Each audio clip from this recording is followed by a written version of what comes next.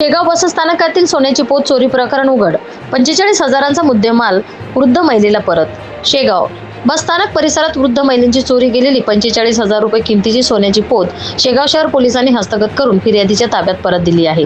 याबाबत मिळालेल्या माहितीनुसार दिनांक 11 मे 2026 रोजी फिर्यादी अनुसया सखाराम डुकरे पाटील वय 70 वर्ष राहणार सावरगाव तालुका चिखली जिल्हा बुलढाणा या शेगाव बसस्थानकावरून परतवाडा संभाजीनगर बसमध्ये चढत असताना त्यांची गळ्यातील सुमारे 45,000 रुपये किमतीची सोन्याची पोत चोरीस गेली होती.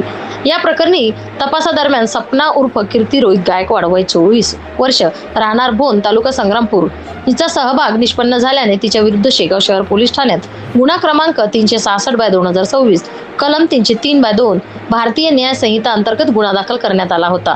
पोलिसांनी आरोपी महिलेला अटक करून चोरीचा मुद्देमाल जप्त केला. आज सदर गुन्ह्यातील चोरी गेलेली सोन्याची पोत मात्र माननीय निमिष मेहत्रे साहेब यांच्या उपस्थितीत फिर्यादी अनुसया डुकरे पाटील यांच्या ताब्यात सुपूर्द करण्यात आली. यावेळी पोलीस हेड कॉन्स्टेबल श्यामा घाव, पोलीस ASI गजेंद्र रोहनकर, महिला पोलीस कॉन्स्टेबल शीतल कपाटे आणि पोलीस कॉन्स्टेबल नरेश तायडे उपस्थित होते. शेगाव शहर पोलिसांच्या तत्पर तपासामुळे चोरी गेलेला मुद्देमाल परत मिळाल्याने फिर्यादी महिलेने पोलिसांचे आभार मानले. महाराष्ट्र न्यूज 1 साठी संपादक इस्माईल शेख, बुलढाणा.